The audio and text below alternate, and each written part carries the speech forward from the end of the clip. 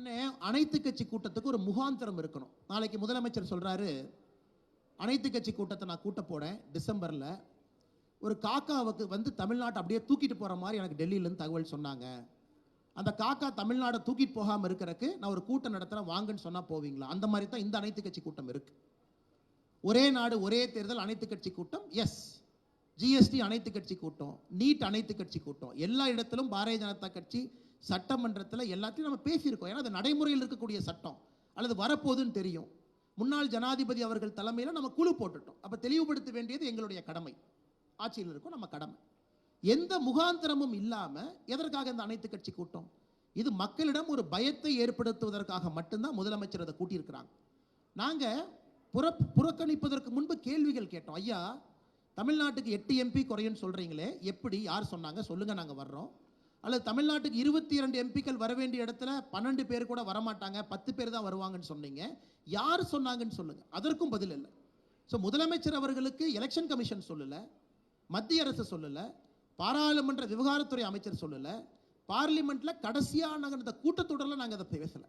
அதன் பிறகு அமித்ஷாஜி அவர்கள் ப்ரோரேட்டா விகிதாச்சார அடிப்படைன்னு சொன்ன பிறகும் பயத்தை ஏற்படுத்துவதற்காக அனைத்து கட்சி கூட்டம் எந்த முகாந்திரம் இல்லாமல் நடத்தும் பொழுது எப்படி அந்த கூட்டத்திற்கு நாங்கள் பங்கேற்று அந்த கூட்டத்துக்கு ஒரு அங்கீகாரம் கொடுக்கறதுங்கண்ணா? நாளைக்கு மத்திய அரசு ஒரு அறிக்கை கொடுக்குறாங்க, நாங்கள் 2026 செய்ய போகிறோம் அப்படின்னா நாங்கள் வர்றோம் அனைத்து கட்சி கூட்டத்துக்கு. ஏன்னா அது கொள்கை முடிவு, கிளாரிஃபிகேஷன் நாங்கள் கொடுக்குறோம்.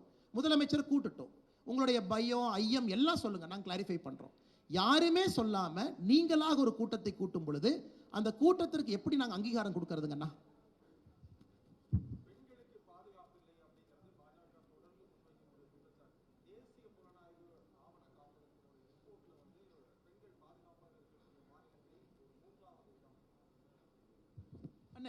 அதே என்சிஆர்பியினுடைய டேட்டா 2022 டேட்டா எடுத்துக்கிட்டிங்கன்னா, ஏன்னா 2023, 24 டேட்டா என்ன வெளியே வரலிங்கன்னா, பெண்களுக்கு எதிராக குழந்தைகளுக்கு எதிராக திராவிட முன்னேற்ற கழகத்தினுடைய முதல் ஆண்டு 8.9% கிரைம்ஸ் அதிகமாக இருக்கு. 2021க்கும் 22க்கும் 23, 24 ரிப்போர்ட் வரலிங்கன்னா, அடிப்படையில் கிரைம் ரெக்கார்டு எடுத்து பார்த்தீங்கன்னா பெண்களுக்கு எதிரான குற்றங்கள் அதிகமாகிட்டு இருக்கு. நான் சொல்லிங்க, தமிழ்நாட்டினுடைய ஏடிஜி லா அண்ட் ஆர்டர் அவர் ஒரு பத்திரம் எழுதுறார், கடிதம் எழுதுறார் ஒரு மாதத்திற்கு முன்பு.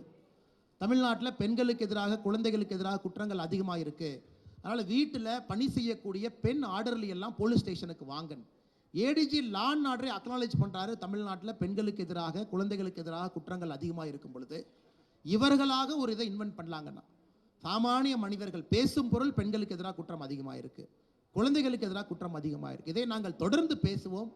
இவங்க என்னதான் முதலமைச்சர் அவர்கள் திசை திருப்பி புது புது கூட்டங்கள் போட்டாலும் கூட மக்கள் மன்றத்தில் இதை தொடர்ந்து முன்வைத்து நாங்கள் வாதம் செய்வோங்கண்ணா.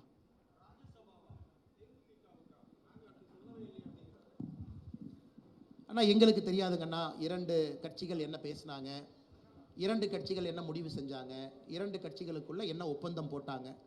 அதற்குள் பாரதிய ஜனதா கட்சி நாங்கள் போக விரும்பலை. அது எங்களுடைய ராஜ்யசபா சீட் இல்லை, நாங்கள் கொடுக்க போகிறதில்லை. அந்த கட்சிகள் அவங்களுக்குள்ள முடிவு பண்ணிக்கணுங்கன்னா நாங்கள் வெளியிருந்து அதை பார்க்கின்றோம் அண்ணா.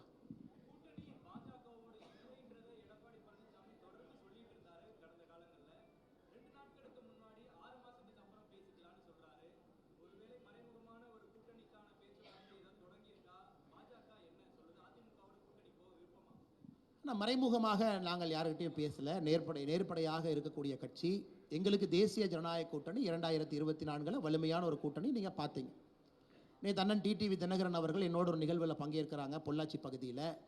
நேற்று அவங்க அறிவிச்சாங்க 2026 எங்கள் பயணம் தேசிய ஜனநாயக கூட்டணி பாஜகவோட தான் இருக்கும், இருந்தாலும் நாளைக்கு நாங்கள் அனைத்து கட்சி கூட்டத்துக்கு போகிறோம், எங்கள் கருத்தை நாங்கள் வைக்க போகிறோம் அப்படின்னு ரொம்ப தெள்ள தெளிவாக கிளாரிஃபை பண்ணாங்கண்ணா. எங்களை பொறுத்தவரை அதிமுக இன்னைக்கு எதிர்கட்சியாக இருக்கிறாங்க. அதை எதிர்கட்சி தலைவர் அண்ணன் எடப்பாடி பழனிசாமி அவங்க என்ன சொல்லியிருக்கிறாங்க, ஓட்டுக்களை சிந்தாம செதறாம அப்படின்னு ஒரு கருத்தை வச்சிருக்கிறாங்க. எதிர்கட்சி தலைவராக அவருடைய வாதம், சிந்தாம செதறாம ஓட்டுக்களை ஒருங்கிணைக்கக்கூடிய வேலை இருக்கு அப்படின்னு சொன்னாங்க. பாரதிய ஜனதா கட்சியை பொறுத்தவரை தேர்தல் எப்பவோ இருக்குதுங்கன்னா, தேர்தலுக்கு இன்னும் 1 வருடம் இருக்கு. கட்சி அடிப்படை வேலை பார்த்து கொண்டிருக்கின்றோம், அதிலே வேகம் எடுத்துக் கொண்டிருக்கின்றோம். கையெழுத்து இயக்கம் எல்லாமே நேரமும் காலமும் வரும்பொழுது பேசுவாங்கன்னா, தேசிய ஜனநாயக கூட்டணி எப்படி இருக்கும், இதில் எப்படிப்பட்ட தலைவர்கள் இருப்பாங்க, எந்தெந்த கட்சிகள் அங்கம் வகிப்போம், அதற்கான நேரம் வரும்பொழுது இதை பற்றி நம்ம பேசுவோங்கண்ணா. சாம் சார் சொல்லுங்கள். political question with Tamil Nadu BJP taking an anti-people sentiment in terms of your stand in be it NEET exemption or three-language policy and now delimitation. Does the Tamil Nadu BJP run the risk of getting itself politically isolated in Tamil Nadu? My friend Sam Daniel from NDTV has asked a question. Tamil Nadu BJP has taken an anti-people stand. Anti-popular stand. I really don't know what is anti-people stand. I also don't know what anti-popular stand. If the DIPR, which is run by Tamil Nadu government and some DMK channels, consider this is a popular stand, I'm sorry, you are mistaken, my brother Sam. So Tamil Nadu BJP has taken a very popular people's stand that three language is the need of the hour. NEET is the need of the hour.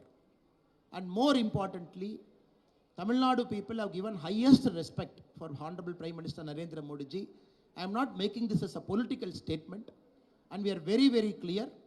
Come May end, we will reach our target of 1 crore signature, and it will be a resounding success. That is why we have announced our public meeting and gatherings also. And you will see what is popular, what is not popular post May month.